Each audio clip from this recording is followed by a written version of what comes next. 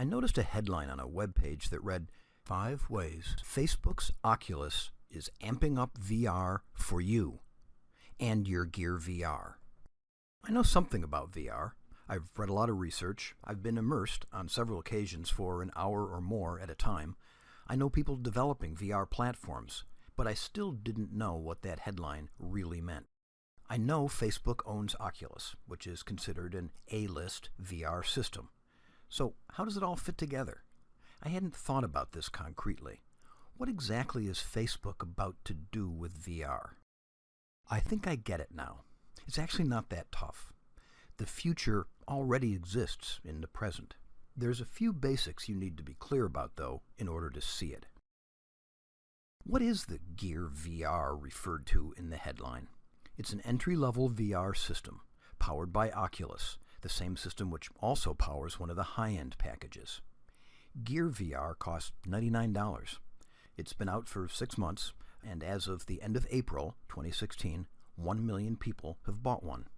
That's kind of a magic number for developers and advertisers and money people. There are over 250 apps for it, from Minecraft to shoot-'em-up games to short stories to porn and plenty more. And you know what people like to do the most? Watch 360-degree videos. According to Oculus, 70% of the activity on Gear VR headsets is watching immersive video.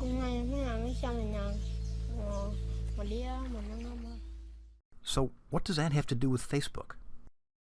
Facebook lives on the screen, right? Well, it used to, and it still will, but it will live in your VR headset too. Here's how. Facebook has announced it will soon support 360-degree photos in your stream. In addition, anyone wearing their VR headset will be able to see the photo from the inside, experiencing it in VR. Facebook has supported 360-degree video in the news stream since September 2015. These are mostly made by pros. Number 1 on the top 10 list so far is an ABC News tour of Times Square during the terrible 2016 winter blizzard. Facebook has always been willing to do anything in their power, which is considerable, to keep us on Facebook, so they can serve us ads. VR might be the stickiest medium ever developed. This whole train now! I know, and I'm sorry. I'm sorry.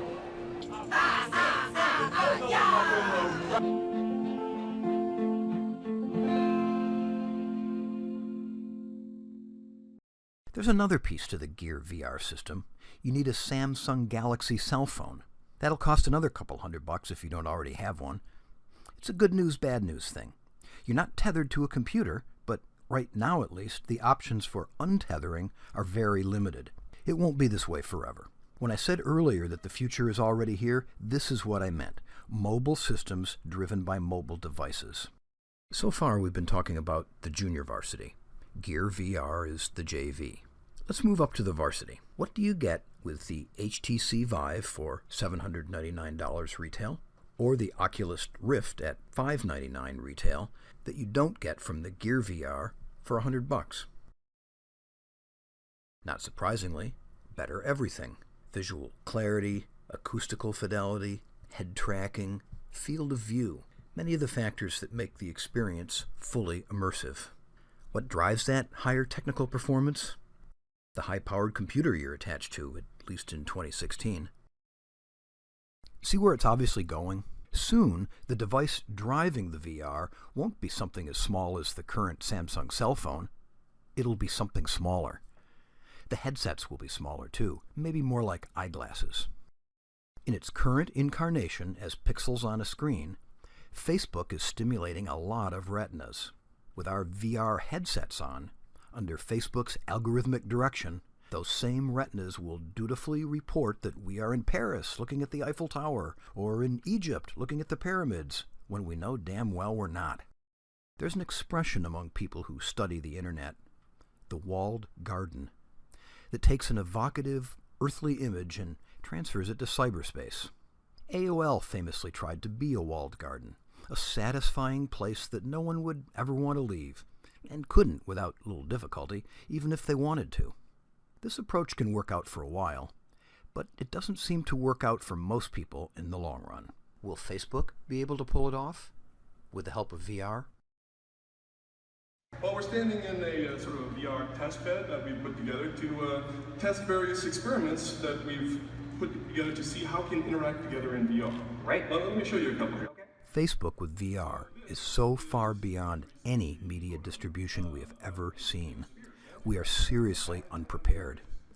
It's not just that it might be so seductive that some people will want to stay immersed all the time, which will definitely happen, but more that those of us who think we're using this medium responsibly are nevertheless going to be manipulated.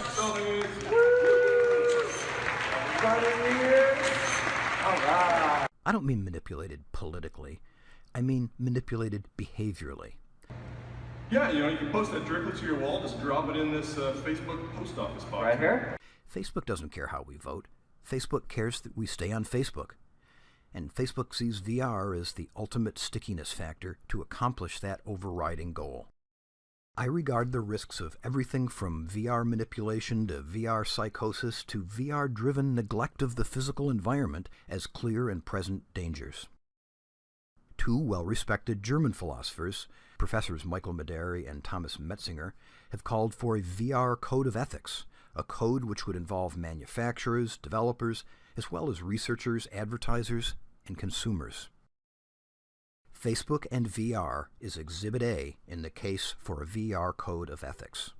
Why? 1. Facebook is not transparent. Its driving force, the algorithms, are a secret. Facebook changes the algorithms without telling us. It suddenly introduces new features we were never told about. They are under no legal obligation to be open in the way they treat us, and they aren't.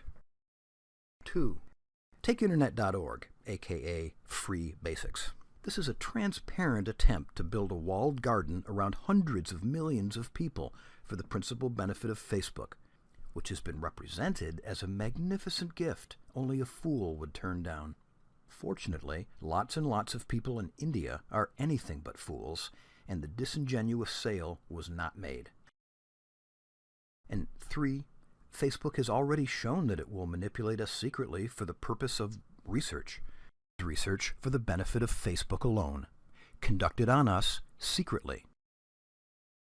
It won't be easy to produce a VR code of ethics, but for me it provides a focus, and it might be just the right project to help get lots of different parties talking not so much about VR and markets and growing bottom lines, but about VR and people and enhancing the human experience.